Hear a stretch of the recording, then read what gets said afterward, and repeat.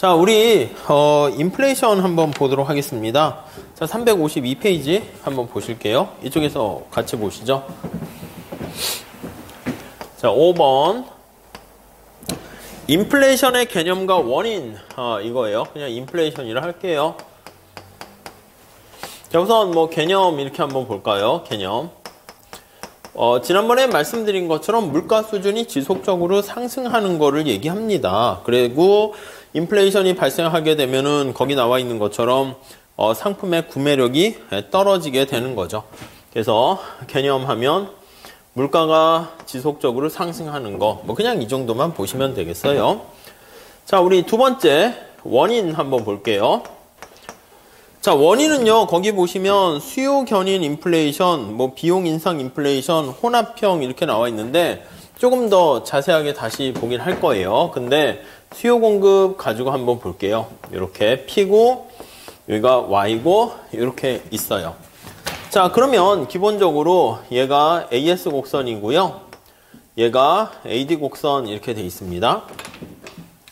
그럼 물가 수준이 수직축에 나와 있는 게 물가 수준인데 얘가 상승하게 되는 이유를 살펴보는데요. 자, 기본적으로 봤을 때 P가 상승하는 방법으로는 AD가 상방 이동하는 게 하나 있을 거예요. 그쵸? 상방으로 이동하게 되는 거예요. 이게 총 수요가 상방 이동하게 된다 해서 이거가 수요 견인이라고 해요. 수요가 증가하면서 물가를 끌어올린다라는 표현을 써요. 수요 견인 인플레이션이다. 이렇게요. 자, 그러면 이제 AD가 상방으로 이동하니까 여기서부터 이렇게 이동을 해요. AD0에서 AD1으로 이렇게 상방 이동합니다. 이렇게 이동을 하죠. 자, 그러면 여기 나와 있는 것처럼 이렇게 물가가 위로 올라가는 거 알 수 있어요. 근데 이때는 국민소득도 증가되니까 뭐 그냥 뭐 쏘쏘예요. 자, 그 다음에 이제 또 하나 올라갈 수 있는 게 공급 측면이 변하는 게 있지 않을까요? AS가 상방 이동하는 경우가 있을 거예요. 이렇게. 자, AS가 상방 이동한다라고 하면은요, 이게 쭉 보시면 Y고, 얘가 P, 여기 P는 써주셔야죠. P가 관심사니까. 이게 이제 AS 하면 이게 비용과 관련된 거잖아요. 비용이 증가하는 거예요. 그래서 비용이 올라가는 겁니다. 이렇게요. 비용 인상, 이런 말을 써요.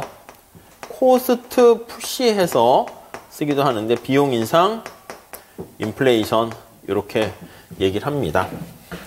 자, 그러면 여기 나와 있는 것처럼 AD 곡선이 있을 때 AS 곡선이 상방으로 이동을 해요. 아까 봤었던 것처럼 이때는 경기 침체가 수반돼요. 그래서 스태그플레이션이다 이런 말을 쓰기도 합니다. 자, 두 개가 짬뽕이 될 수도 있을까요? 예, 맞아요. 짬뽕이 되는 경우로 우리가 혼합형이라는 말을 씁니다. 혼합형 인플레이션 이렇게요. 이렇게 이거는 AS와 AD가 모두 상방 이동하는 거예요. 모두 상방 이동. 섞인 거예요. 이렇게.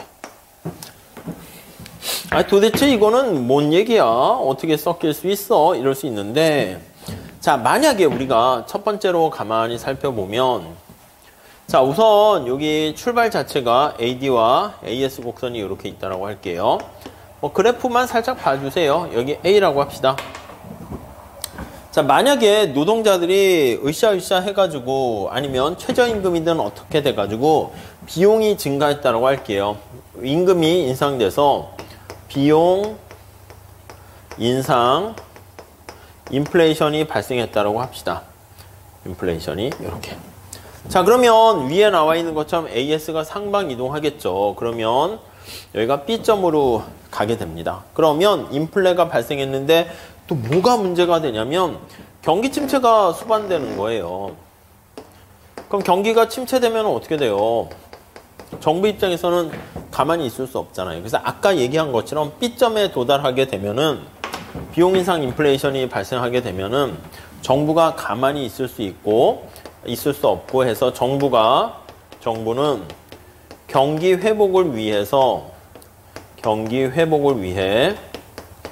총수요를 증가시킨다고요. 그래서 여기 거지 A로 다시 만회시키려고 총수요를 다시 색깔을 좀 이걸로 할게요. 경기를 돈을 풀거나 해서 총수요 곡선을 우측 이동시켜요. 그럼 여기가 C점 이렇게 된다고요. 그럼 경기는 회복됐어요. 그래서 확장적인 정부 정책을 써요. 확장적인 총수요 관리 정책을 씁니다. 정책을 실시합니다. 근데 이 노동자들이 또 바보가 아니잖아. 그러면 경기는 좋아졌는데 이전에 비해서 어떻게 돼요? 물가가 올라간 거 보시죠. 물가가 이렇게 올라가 버리면은 노동자들은 저 앞에 얘기한 것처럼 물가 인상으로 인해 가지고요. 실질 소득이 떨어져요. 자신의 구매력이 떨어지니까 노동자들이 다시 또 비용 인상을 또 요구합니다. 여기다 쓸게요, 그냥. 이렇게 해서 임금 인상을 요구합니다. 그 비용이 올라가는 거죠. 그러니까 노동자들이 안 되겠다. 임금을 다시 올려달라. 이렇게 얘기해요. 그러면 이게 여기서부터 다시 이렇게 AS 곡선이 다시 또 상방으로 또 올라가는 거야. 그래서 이게 순서를 매기게 되면 얘가 어떻게 해야 되나?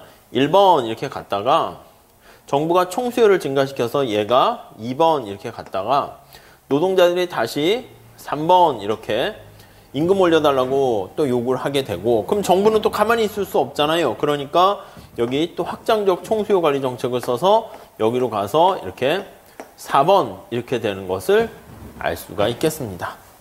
그러니까 다시 또 정부는 경기 회복을 위해서 쓰게 되고 얘가 또 가고 계속 순환되다가 그래서 이제 짬뽕이 되는 겁니다. 아셨죠? 그래서 자 책으로 가볼게요.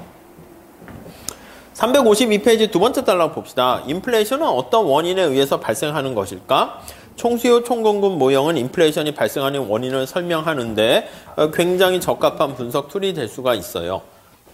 여기 나와 있는 것처럼 굵은 색깔로 나와 있지만 수요 측면의 원인에 의해서 인플레이션이 발생하는 것을 수요 견인 인플레이션이라 하고 생산 비용이 반영된 공급 측면의 원인에 의해서 인플레이션이 발생하는 경우를 비용 인상 코스트 푸시라고 합니다. 밑에서 올라가고요. 두 가지 원인이 짬뽕된 것을 우리가 혼합형 인플레이션이라고 얘기를 합니다. 자, 그래서 이제 5-1 나와 있는데 요거 먼저 볼게요. 자, 우리는 3번이라 합시다. 수요 견인 인플레이션 한번 볼게요. 견인 인플레이션. 자, 이거는 총수요가 상방 이동하는 걸로 보시면 되는데 자, 요 원인은 두 가지 있어요. 그래서 첫 번째는 뭐가 있습니까 하면 과도한 통화량의 증가. 과도한 통화량의 증가. 돈을 푸는 거예요. 네, 그래가지고 발생하는 거예요. 특히 거기 보시면 첫 번째 줄에 통화량을 풀게 되면 경기가 좋아지는 거야. 돈이 많아지게 되니까 이 총수요와 관련된 거는 뭐가 여기 관련돼 있습니까? 우리가 본 것처럼 얘가 C, I, G 그 다음에 순수출 이거 그대로 생각하시면 돼요. 우리가 여기서 지난 시간에 뭐 총수요 할 때 총지출 그거라고 보시면 돼. 돈이 많이 풀리게 되면 사람들한테 소비하라고 돈이 가고요. 기업들한테도 돈 대출이 막 생기고 이렇게 되면 뭔가 총수요가 증가돼서 그렇게 돼서 이 경기가 좀 부양되는 측면이 생깁니다. 두 번째 줄에 살짝 밑줄 치세요. 밀턴 프리드만이라는 학자는 인플레이션은 언제 어디서나 주로 이제 돈을 많이 찍어서 발생한다라고 보시면 되겠습니다. 이 역사적으로도 보면 인플레이션 물가 상승은 돈을 많이 찍어서 화폐를 많이 발행해서 발생하는 게 대부분이에요. 그래서 얘는 특히 먼 장기적인 측면에서는 장기적으로는 설득력이 더 있어요. 설득력이 있음. 그래서 이 장기적으로는 다 공감을 해요. 다음에 재정 확대 정책 이게 두 번째가 있습니다. 정부가 재정을 확대하는 거예요. 그래서 여기는 이제 재정 확대라고 하면 저기 보시면 이건 나중에 할 건데요. 통화량을 풀면 이자율이 떨어져 가지고 투자가 증가하고 소비가 증가하는 걸로 보시면 되겠고 재정 확대는 정부 지출을 증가시키는 거예요. 그래서 정부 지출을 증가시켜 가지고 우리가 막 공무원을 많이 뽑거나 도로라든가 여러 가지 사회 간접 시설을 쫙 마련을 하는 겁니다. 자, 그렇게 되면은 뭐 세금을 푸는 거라고도 할 수 있겠죠. 세금을 줄이거나 아니면 정부 지출을 늘려서 확장적 재정 정책을 쓰는 겁니다. 그러면 이것도 총수요가 증가하는 거예요. 넘어갈게요. 자, 그 다음에 이제 수요 측면의 충격 이것도 있긴 한데 이거 그냥 참고로 보셔도 될 것 같아요. 수요 측면에 충격 해가지고 뭐 갑자기 사람들이 과소비라든가 뭐 유행 같은 게 불어가지고 과소비로 소비가 증가하는 거야. 그러면 이제 거기 나와 있는 것처럼 갑작스러운 과소비로 인해서 또 갑작스러운 또 기업가의 야성적 충동에 의해서 우리가 정신 나갔는지 갑자기 기업가가 투자를 증가시키는 거야. 뭔가 이때다 하는 생각이 드는 거죠.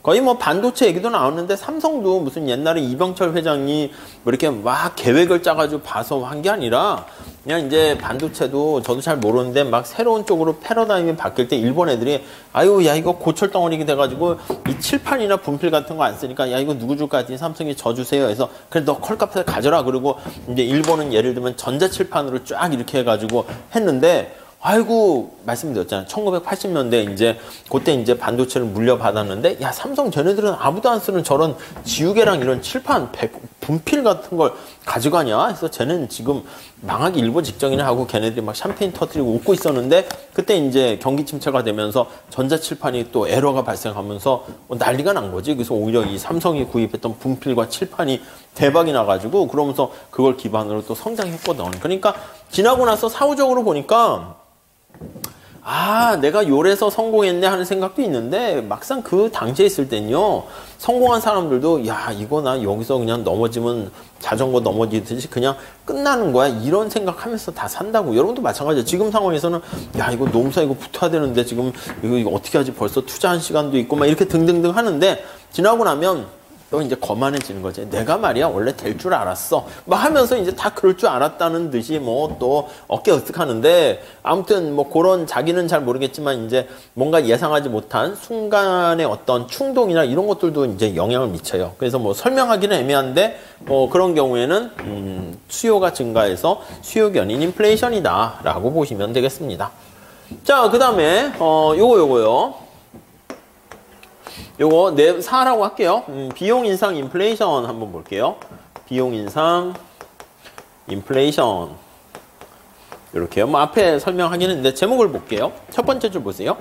총 공급 곡선은 모든 기업들이 약간 한계 비용과 관련된 특성을 지니고 있습니다. 그래서 생산 요소에 대한 비용이 증가하게 되면 AS가 상방 이동합니다. 그래서 거의 대표적인 게 오일 쇼크 보시면 되겠죠. 비용이 증가하게 되는 거예요. 유가가 상승하는 겁니다. 네, 그렇게 보시면 될 것 같고요. 뭐, 그 정도 보시고 넘어가시죠.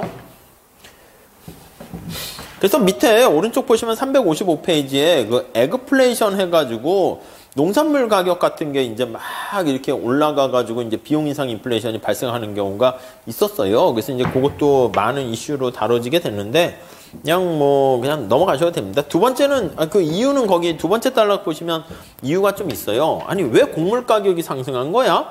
첫째 볼게요. 중국과 인도의 소득 증가로 인해 가지고 얘네들이 이제 막 많이 먹게 돼요. 아니, 소득 증가되면 뭘 많이 먹어? 봤더니 육류 소비량이 늘어난 거야. 그러다 보니까 육류의 소비량이 늘어났는데 거기 보니까 육류 소비를 하기 위해서 여러 가지 뭐 소라든가 이런 걸 막 키워야 되는 그런 것들도 많이 생겼고요.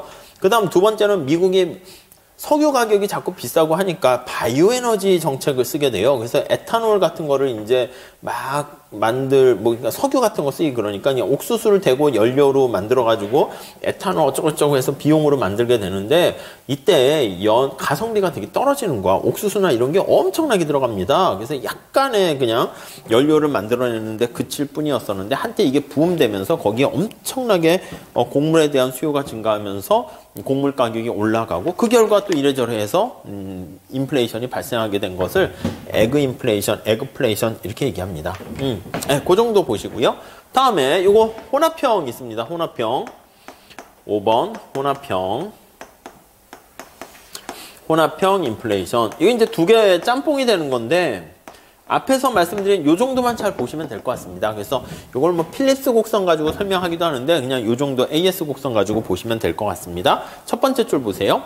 자, 자원 파동으로 인한 비용 인상과 노동조합이 과도한 임금 인상을 요구하게 되면 그 비용 인상 인플레이션이 발생하게 됩니다. 근데 비용 인상 인플레이션이 발생하게 되면 경기가 침체가 됩니다. 그래서 거의 두 줄 내려가 보시면 실업의 감소를 억제하기 위해서 정부가 확대 재정 정책이나 금융 정책을 실시하면 여기 AD가 우측 이동하죠? 그러면 이렇게 해서 경기 침체는 해결되는데 물가가 더 상승하게 되는 그 현상이 발생하고요. 그게 연쇄적으로 계속 발생하게 돼요. 여기 그림 그려놨잖아요. 1번에서 2번 갔다 이렇게 막 이렇게 용트름 치는 그런 현상이 발생하는데 맨 마지막 제줄에요. 그것을 임금과 물가의 악순환이다 이렇게 표현을 하기도 합니다. 그게 혼합형 인플레이션이에요. 여러분들 보시기에도 뭐 어떻게 뭐 문제를 뭐 크게 낼 만한 건 없잖아요. 그래서 잘 나오지는 않습니다. 넘어갈게요. 그럼 뭐 이렇게 많이 했습니까? 얘 뭐 그렇게 많이 나오진 않고 따로 여기서 빼냈는데요. 인플레이션의 영향, 이건 별표 3개 하셔야 돼요. 요게 이제 객관식에서는 많이 문제를 내죠. 인플레이션이 발생하면, 야, 어떤 문제가 생기는 거야? 네, 요걸 좀 보셔야 돼요. 자, 첫 번째는요, 우리가 보셔야 될 게, 예상된 인플레이션과 예상되지 않은 인플레이션 이렇게 나눠 보셔야 됩니다. 거긴 예상된 이렇게 있고요. 다음 잠깐 뒤로 넘어가 보도록 할게요. 저기 보시면 다음 페이지 358페이지 예상치 못한 이렇게 있습니다. 그래서 예상된 경우랑 예상치 못한, 예상 못한 경우 이렇게 둘로 나눠서 보셔야 돼요. 예상치 못한 거 먼저 보도록 할게요. 자, 우선 첫 번째는요. 우리가 지난번에도 얘기했었는데 소득 재분배 효과가 발생합니다. 거기 보시면 첫 번째 줄에 예상치 못한 인플레이션은 생산 과정을 통하지 않고, 그러니까 예상을 다 하면 거기 대비할 텐데 누구는 운이 발생하는 거야. 사실 그렇지 않습니까? 난이도를 조정하기가 힘들어. 노동법이 어려울지 노경이 어려울지, 노동법이나 이런 건 좀 전체적으로 얘기 들어보면은 좀 난이도가 확 어렵거나 뭐 그러지는 않은 것 같아요. 그래서 공부한 만큼 나오긴 하는데 그렇다고 엄청 고득점 하기는 어렵고 조금 하면 그냥 어느 정도 점수는 받을 수 있는 것 같기도 한데 그것도 모르지. 노동법이 너무 어려워가지고 많은 수험생들이 우악 하고 떨어지는데 또 노경은 또 어려울 줄 알고 막 되게 많이 했는데 역시나 쉬웠어. 이게 뭐 좀 애매하죠. 그러니까 난이도가 나름대로 우리가 수능도 마찬가지죠. 뭐 물수능, 불수능 이것처럼 야 이번엔 수학이 어려울까? 영어가 어려울까? 막 이렇게 했는데 그게 엇박자가 나면 뭐 사실 누구는 웃고 누구는 울고 뭐 이렇게 되는 거죠. 그것도 뭐 약간 운이라 할 수 있는데 예상을 하면 다 대비하는데 그렇지 못한 상황이 발생합니다. 그래서 거기 보시면 생산 과정을 통하지 않고 웃는 사람이 있고 우는 사람이 있습니다. 그래서 그거를 소득 재분배가 발생해요. 그래서 누가 이제 이득을 봅니까? 라고 하면 우리 지난번에 이득 본 사람 얘기할 때 빚진 사람이 이득된다니까요. 거기 보시면 채무자가 유리해지고 채권자가 불리해집니다. 그래서 채무자가 유리해집니다. 빚진 사람이 훨씬 더 유리해진다라는 거 봤어요. 그 다음에 거기 보시면 또 고정된 명목임금을 받는 사람들, 고정된 연급을 받는 사람들이 불리해집니다. 그래서 채무자가 유리해지고 채권자는 불리해지고 돈을 빌려준 사람은 불리해지고 그리고 이제 고정된 이제 화폐로 받는 연금 소득자는 어떻게 해요? 연금 소득자는 고정된 연금 소득자를 받는 사람들도 당연히 불리해지죠. 와, 나 월 300으로 해서 연금 소득이 나 죽을 때까지 50년 동안 받는데 지금은 300 해서 많은데 그때 되면 300이 뭐 가격이 확 떨어질 수도 있는 거예요. 그래서 누가 이득이고 누가 손해인가 그거 보시면 될 것 같고요. 그 다음에 예상이 되면 다 뭔가 투자하거나 할 때 거기 반영할 텐데 이게 먼 미래에 대해서 물가가 얼마나 올라갈지를 잘 알 수 없는 거예요. 그러다 보니까 장기 계약 같은 거 할 때 장기 계약이 이게 좀 뭐라고 할까? 불확실성이 높아져 가지고 단기 계약을 선호합니다. 장기 계약이 축소한다고 할까? 아니 뭐가 경제가 성장하려면 장기적으로 꾹 맡겨둬서 이제 믿어줘야 되는 게 필요한 건데 그렇지 않을 수 있죠. 우리가 생각해봐요. 농사시험이나 이런 고시 공부는 뭐 한두 달 한다고 이게 확 보이는 게 아니잖아요. 뭐 연구개발도 마찬가지예요. 우리나라도 보면은 많은 학자들이나 교수님들에 대한 연구개발 같은 것도 이렇게 뭐 매년 이렇게 맨날 평가한다고 양적으로 논문 몇 편 썼니? 근데 이제 세계적인 뭐 노벨상급이 나오려고 하면 그게 하루아침에 되는 게 아니고 기다려야 되거든. 그래서 지난번에 봤던 내생적 성장 이론을 쓴 폴 로머라는 학자는 어디지? 시카고 대학인가? 어디서 학위를 받고 이렇게 딱 스탠포드인가 나온 다음에 딱 있었는데 이 사람이 성과가 없는 거야. 그러니까 이제 많은 사람들이 처음에 기대했지. 야, 쟤 똑똑해 보인다 했더니 한 3년, 5년 동안 이 논문도 제대로 잘 못 쓰는 거야. 그러다 보니까 야, 쟤 바보 아니야? 속은 거 아니야? 뭐 이렇게 계약은 해놨는데 근데 좀 기다려 줄 줄 알아야 되는데 이제 뭐더라 맥스웰인가 뭐 맥킨지가 한 어떤 교수가 야, 좀 기다려 줍시다 했는데 이제 대박 터트리는 논문을 쓰게 된 거죠. 그래가지고 사실은 이 뭔가 장기적인 어떤 성과가 하려면 이게 단타를 치면 안 되는데 우리나라는 뭐 애매하잖아. 그러다 보니까 이제 뭐 논문 왕 해서 많이 쓰는 교수님들도 보면은 진짜 퀄리티 높은 논문보다는 그냥 리포트보다는 낫겠지. 근데 학생들 리포트 쓰는 거 그거 같이 쭉쭉쭉 내는 경우도 되게 많아요. 그래서 이게 장기 계약이 위축될 위축될 가능성이 있어요. 좋은 게 아니죠. 그 다음에 투기 성행 뭐 이거요. 당연하죠. 예측을 못하니까 여기 도박꾼들이 많이 이렇게 생길 수가 있고요. 웃는 사람이 있고 우는 사람이 있으니까 예측을 못해서 그런 거고 또 경상수지 적자 이거 경상수지 이건 국제금융 그쪽으로 가서 할게요. 적자가 발생할 수가 있다. 이렇게 보시면 되겠습니다. 자, 투기 성행은 거기도 나와 있듯이 그냥 이제 화폐를 보유하지 않고요. 가능한 한 골동품 이런 거 있죠. 골동품. 뭐 미술품 이런 거 이게 자금 세탁하려고 많이들 이렇게 실물 자산에 대해서 보유하려고 합니다.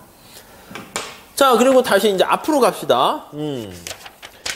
예상된 경우 예상됐으면 충격은 덜하죠.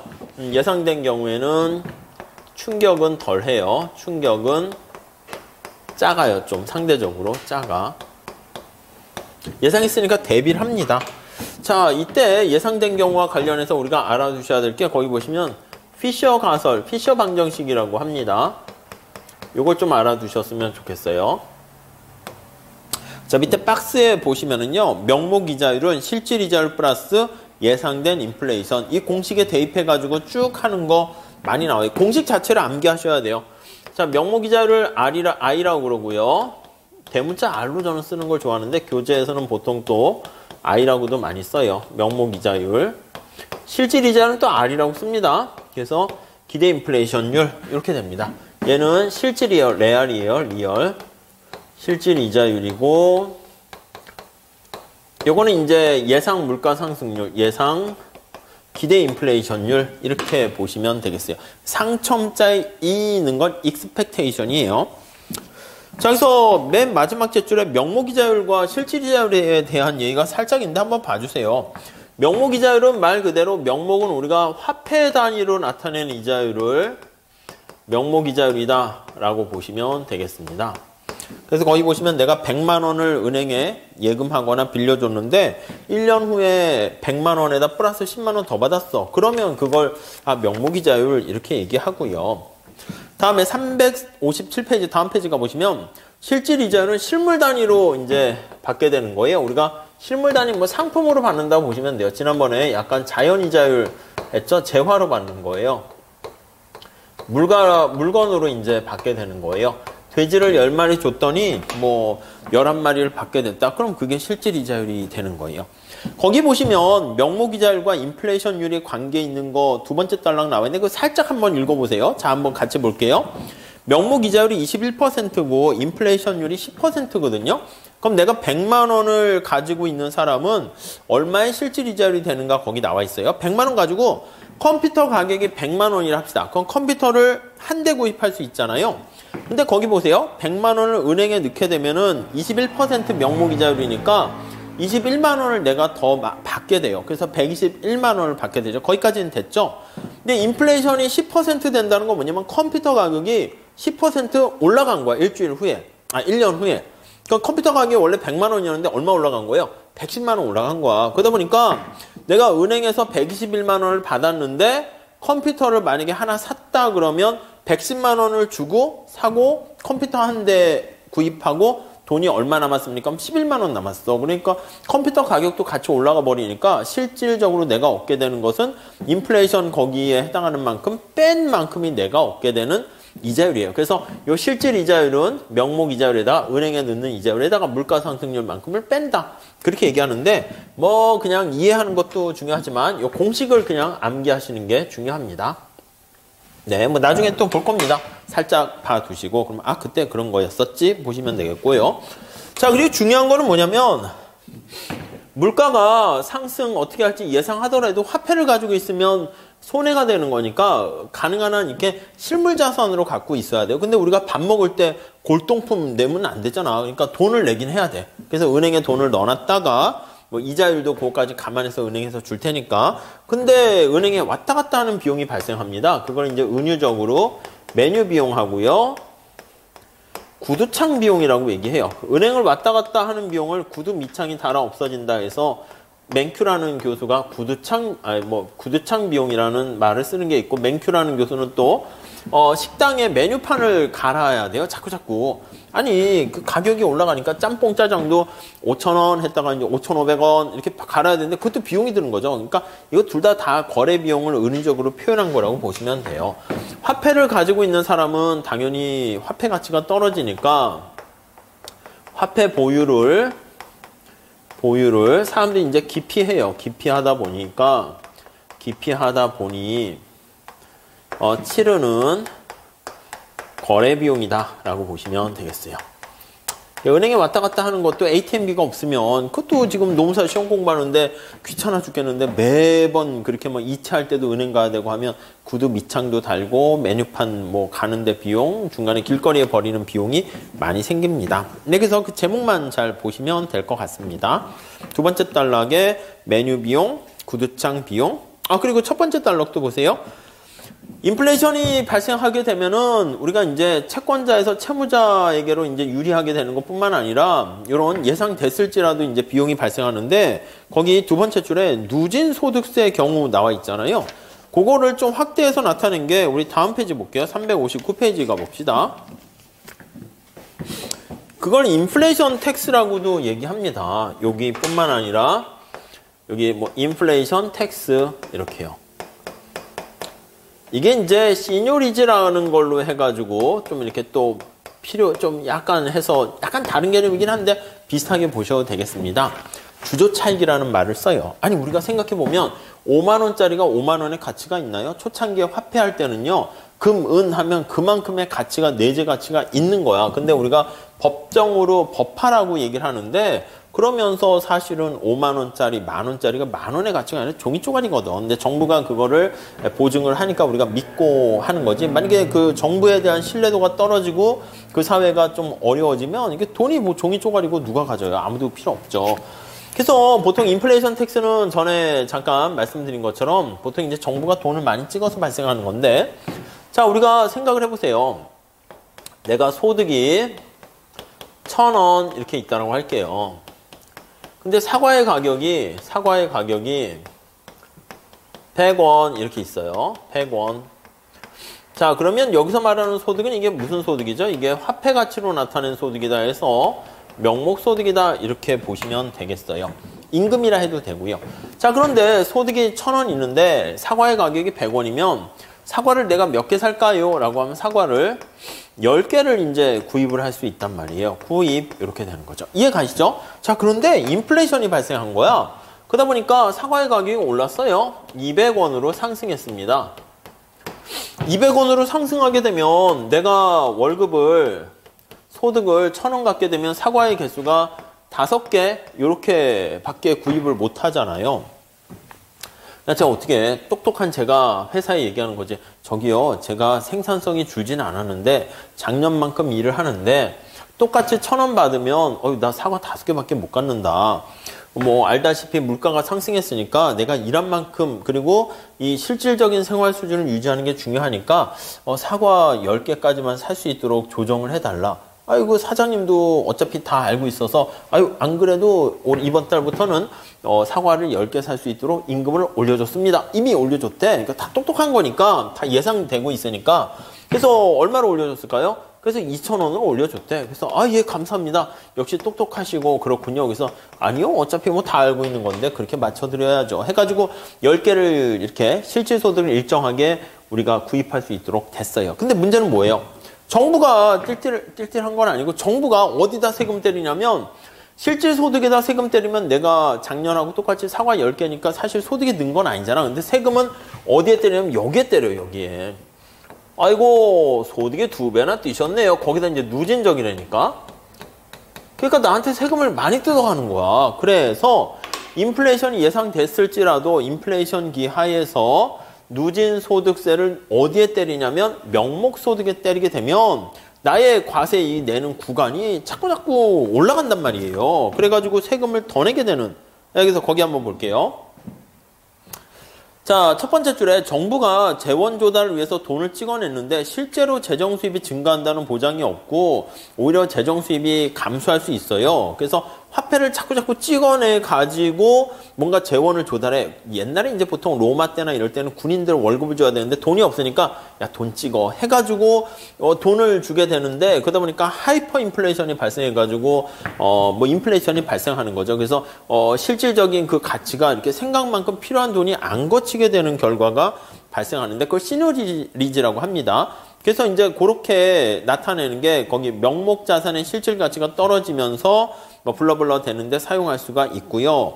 그 다음에 거기 나와 있는 것처럼 인플레이션 조세 나와 있죠. 그래서 그 앞에 나와 있는 거 한번 보시면 그거랑 똑같은 얘기예요. 그래서 다시 앞에 잠깐 볼게요. 357페이지 가보시면 메뉴 비용과 구두창 비용 바로 밑에 첫 번째 그 두 번째 줄 있잖아요. 누진적인 소득세 경우에 그거 나와 있습니다. 인플레이션 때문에 명목 소득이 증가했을 뿐 인플레이션 때문에 사과 가격이 2배 올라가서 명목 소득이 2배 올라갔고 실질 소득은 아무런 변화가 없는데 세금 부과되는 과세, 과표 구간이 올라가게 돼서 더 많은 세금을 내게 되는 상황이 발생하게 되는데 이게 바로 어떻게 보면 인플레이션 텍스다라고 보시면 되겠습니다. 그 정도 정리만 하시면 되겠어요. 그러니까 이 용어가 시니어리지로 해가지고 작년에 시험에 나온 적이 있긴 한데 그건 나중에 그냥 객관식 때 한 번 더 말씀드리도록 할게요. 자, 그 다음에 요거 중요합니다. 인플레이션과 관련된 영향 해가지고 예상된 거, 예상치 못한 거 해가지고 요거 다음 중 인플레이션에 대한 설명을 틀린 것은 해가지고 뭐 인플레이션이 예상된 경우에는 어떤 비용도 치르지 않는다. 뭐 이런 식으로 해서 출제가 되기도 합니다. 자, 360페이지 가보시면 인플레이션에 대한 대책 나와 있는데 별거 없어요. 여기 보시면 원인이 이렇게 있잖아요. 원인. 자, 수요 견인 인플레이션은 여기 보시면 정부가 과도한 통화량을 증가시키거나 재정 확대한다거나 이런 것 때문에 발생하는 거예요. 사람들이 막 정신이 나가서 미쳐가지고 과소비나 기업과의 과잉 투자하게 되는 경우에 발생하는데 이거 해결하는 방법 어떻게 하면 돼요? 아유, 과도한 통화 증가를 안 하면 되는 거지. 그쵸? 그래서 경제 규모가 커지는 거에 맞춰가지고 적절하게 통화량을 증가시키는 거예요. 그래서 거기 보시면 1번에 책으로 그냥 제목만 보세요. 수요 견인 인플레이션인 경우에는 거기 보시면요. 첫 번째 줄에 과도한 통화량의 공급이나 정부의 확대 재정 정책으로 인해 야기된 경우라면 반대로 과도한 통화 공급량을 억제하고요. 정부의 재정 확대를 줄이는 방안. 뭐 끝이에요. 그래서 밀턴 프리드만은 야, 통화량 증가를 재량적으로 임의적으로 막 하지 말고 거기 파란 색깔 있죠?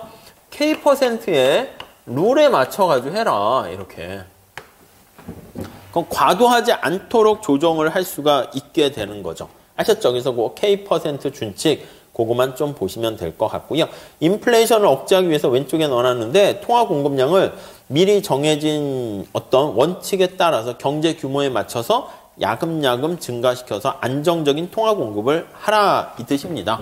재정 확대 이거 막 하면 안 되는 거죠. 정부가 경기 부양을 해가지고 무슨 뭐 선거철이나 아니면 막 뭔가 이렇게 포퓰리즘 이런 거 하지 마 이러고 경제 좀 안정화 좀 돼야지 과소비가 뭡니까? 충동적으로 소비하지 마세요. 먼 미래에 이게 부메랑으로 들어옵니다. 그럼 수요 견인 인플레이션을 억제할 수 있는 거죠.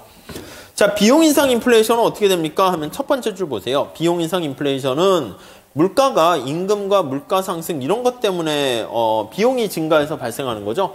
오일 쇼크, 이란과 이라크, 사우디가 막 오페크가 막 가격 이거 오일 가격을 올리려고 그래. 뭐 미국이나 중국 뭐 우리나라 다 해가지고 야 니네 올리지 마 이렇게 얘기하는 거죠. 아니면 임금 인상이 막 발생하려고 그래. 임금 좀 올리지 마세요. 이러다가 우리나라 망해요. 뭐 이렇게 되는 거죠. 그래서 비용을 억제하면 돼요. 이제 방법은 뭐 이거 반대로 간다라고 생각하시면 되겠습니다. 자, 그래서 두 번째 줄에 보시면 이걸 물가관리 정책이라 해요. 그래서 소득 정책이라고도 하는데, 세 번째 줄 보시면 임금 협상 과정에서 정부가 개입해가지고 임금 가이드라인 같은 걸 정해주는 거예요. 그래서 이거 이상은 좀 올리지 않도록 이렇게 중재를 해준다라고 생각하시면 되겠습니다. 그 정도 정리하시면 될 것 같고요. 오른쪽에 그닥 크게 보시진 않으셔도 될 것 같습니다. 혼합형은 아무튼 정부가 이렇게 비용 인상 인플레이션이 되면 좀 기다려서 나중에 놔두면 경기 침체가 돼서 저절로 갈 때까지 기다려야 되는데 못 기다리고 이렇게 하게 되면은 문제가 되니까 기다려 이렇게 하는 방법이죠. 그래서 대책은 바로 요거 다 반대로 돌리는 거다라고 보시면 되겠습니다. 자, 그 다음에 8번은 이렇게 한번 볼게요. 우리 장기 인플레이션과 하이퍼 인플레이션 이렇게 얘기하는데요. 장기 인플레이션은 앞에서 나온 건 그럼 단기입니까? 예, 단기적인 속성이 좀 크고요. 그리고 정부가 이렇게 재정 확대하는 것도 이게 늘 정부가 가지고 있는 재정이 예산이 한정돼 있으니까 계속 돈을 풀 수는 없어요. 그러다 보니까 이제 장기적으로 가장 설득력이 있는 장기 인플레이션이 발생하는 이유는 뭡니까 하면은 언제 어디서나 프리드만이 얘기한 것처럼 돈을 많이 찍어내서 그렇다 이렇게 얘기합니다. 그래서 그 밑에 화폐 수량설이라는 게 있는데 이건 이제 화폐 수요할 때 고전학파 얘기할 때 쓸 거예요. 근데 살짝만 봐두세요. 요건 그래도 암기해 두세요. 화폐 수량설이라는 용어를 머릿속에 잠깐 기억은 해 두세요. 자, 첫 번째 줄에 보시면 화폐 수량설은 옛날 경제학자들이 얘기합니다. 우리 지난번에 들어봤던 피셔라는, 여기서도 봤죠? 피셔 가설이라고 했는데 그 피셔라는 사람이 얘기를 했는데요. 화폐의 어떤 소득 유통 속도랑 산출량이 완전 고용 수준에서 일정하게 되면 일반 물가 수준이 통화량 크기에 비례해서 변한다라는 게 기본적인 아이디어예요. 미국의 경제학자 피셔가 얘기했고요. 다음과 같은 교환 방지 형식을 만들어냈어요. 그래서 그거 암기하세요. MV는 PY, 요거 은근히 요거 식을 이용해서 문제로 출제가 됩니다. M이 바로 뭡니까 하면 이게 통화량이고요. 통화량. 이 V가 뭡니까 하면 이게 유통속도예요. 유통속도. 화폐가 얼마나 빨리빨리 도는가. 이게 이제 물가 수준이 되는 것이고요. 얘가 이제 국민소득이에요. GDP 이렇게 생각하시면 되겠습니다. 국민소득 이렇게 돼 있어요. 여기까지 되셨죠? 자, 화폐 유통속도라는 것은 돈이 얼마나 빨리빨리 회전하는가 이렇게 됩니다. 회전속도예요. 그래서 돈이 거래를 매개하게 되는 돈의 거래를 매개하는 거래를 이렇게 완결하는 회전 속도 이렇게요. 이렇게요. 우리 식당도 마찬가지잖아. 이게 식당에 식탁이 뭐라고 하지 이거 앉는 자리가 몇 개 없는데 이게 사람들이 짜장면 같이 빨리 먹고 빨리 가는 거야. 그렇게 되면은 점심 2시간 동안 팔았는데도 막 한 10개 좌석밖에 없는데 빨리빨리 회전이 되면 그렇게 되면은 100명이 점심을 먹고 갈 수도 있고요. 회전 속도가 느린 데는 식당이 되게 커. 근데 100명이 한 번에 쫙 다 들어갔다 한 번만 이렇게 가면 역시 100명한테 물건을 팔게 되는 거죠. 아무튼 그게 회전 속도예요. 회전 속도. 제가 옛날에 A대학이 있고 B대학이 있어요. 그래서 A대학의 남학생과 B대학의 여학생을 좀 소개팅을 시켜주려고 했어요. 그래서 5명의, 여기 밑에 보이나요? 이렇게 사람이 있고, 여기도 5명의 여학생이 이렇게 있었어요. 여학생, 남학생, 이렇게 이제 제가 소개팅을 시켜주려고 그랬죠. 다 괜찮은 것 같아가지고 시켜주려고 했는데, 이제 다 5건의 소개팅을 이제 시켜준 거야. 물어봤지. A대 학생이는 남학생한테, 야, 너 어떠냐? 소개팅 괜찮았냐? 저를 째려봐요. 망했잖아요. 그래. 미안해. 또 딴 애한테, 야, 어때? 소개팅 마음에 들어? 괜찮지 않냐? 다시는 안 할래요. 교수님 말 이제 안 믿어요. 싫어요. 다 망했대. 그래서 무슨 일이지? 이렇게 봤더니, 소개팅이 5건이 일어났는데 이 B대학에 제가 봤을 때 괜찮은 여학생들이 4명 있었는데 다 4명 다 소개팅 할래 했더니 저 노무사 시험 준비해야 돼요. 공부해야 돼요. 이렇게 해서 도서관에 있고 여기 좀 꽝인 여학생이 한 명은 있었다고 합시다. 매너도 좀 없고. 근데 이 한 명이 뭐 나는 할 것도 없으니까 제가 하지 하면서 친구들의 소개팅 날짜를 다 받아가지고 얘가 5탕을 뛴 거야. 가상적인 상황이에요. 아셨죠? 진짜는 아니고. 그러니까 저는 5건의 소개팅을 시켜줬다고 생각을 했는데, 막 100점 100패, 5점 5패가 된 거죠. 그래서, 왜 하나도 성사가 안 되지 봤더니, 여기 4명의 괜찮은 사람과 이렇게 다 됐으면 4건은 성사가 될 수 있었는데, 얘가 1인 5역을 하면서 그냥 빠르게 오늘 아침은 얘 만나고, 점심은 얘 만나고, 내일 아침, 여기 5탕을 주말에 토요일마다 다 뛰어가지고 했더니, 그러니까 무슨 말씀인지 아시겠죠? 돈이 100원이 풀렸는데, 10번 회전하면 1,000원이 한 번 회전하는 거랑 가치가 똑같은 가치를 우리가 이렇게 딱 매듭짓게 된다라는 의미에서 이게 어떻게 보면 돈이 얼마나 풀려서 거래를 매게 하는가 그걸 뜻하는 거고요. 이게 이제 명목 GDP가 되는 거예요. 우리 아까 얘기한 것처럼 임금에다가 실질 임금에다 P를 곱하면 명목 임금이 되고요.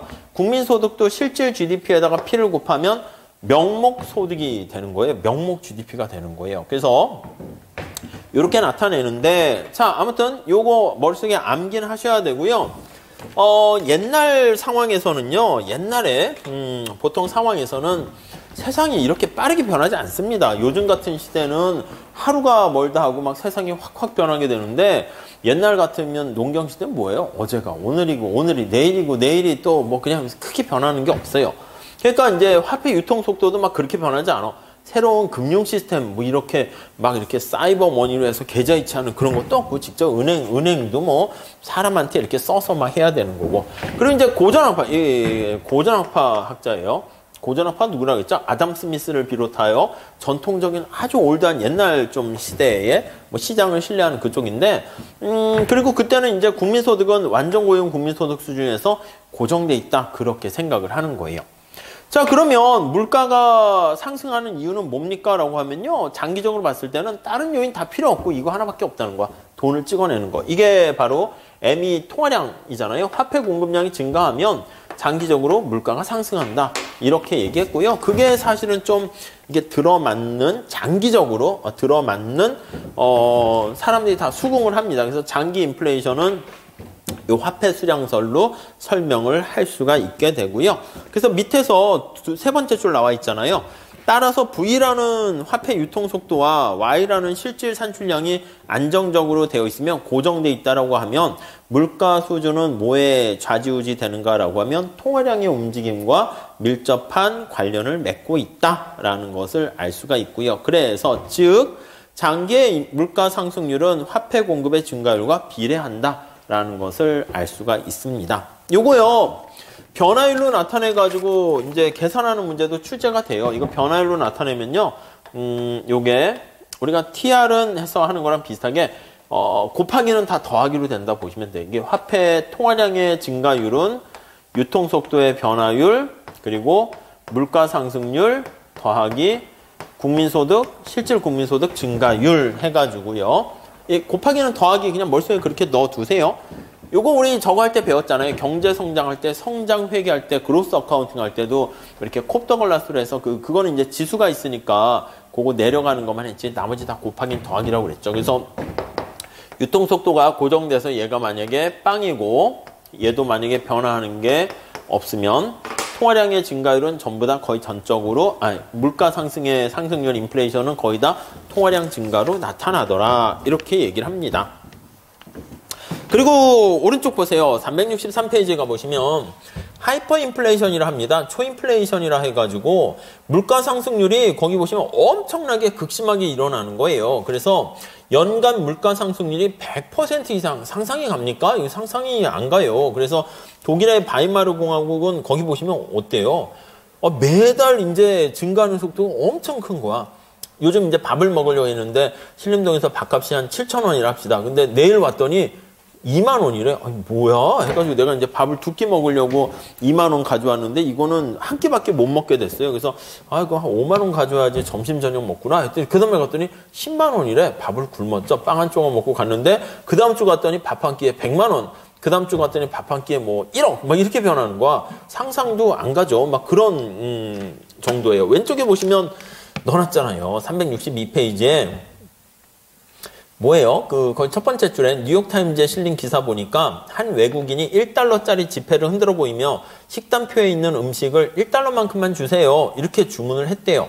근데 식단표에 음식이 모두 나왔고 그는 배가 불러가지고 아유 이제 더 이상 못 먹겠네요 했더니 그때 웨이터가 스프 한 접시와 정식 요리를 더 가져와서 공손히 말했대요.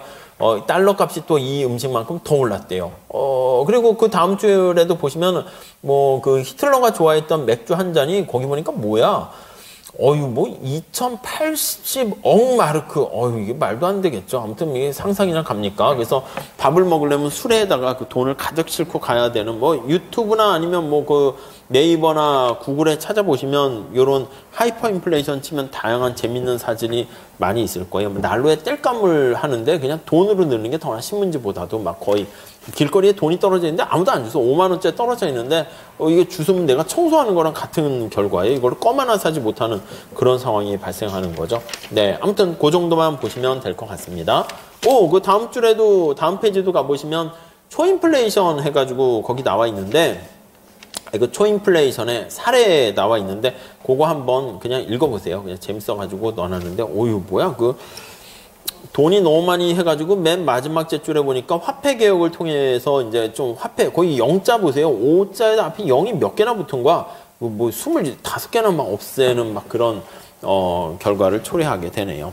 자, 그렇게 보시면 되겠고요. 그 다음에 이제 필립스 곡선 나와 있는데 잠깐만 쉬었다 합시다. 잠깐만 쉬었다가 쬐끔만 할게요. 쬐끔만. 그래서 이 필립스 곡선은 좀 중요해서 근데 뒤에 어려운 내용까지 넣어놨는데 그렇게 되면 좀 부담돼가지고 여기서는 기본적인 인트로만 좀 말씀드리고요.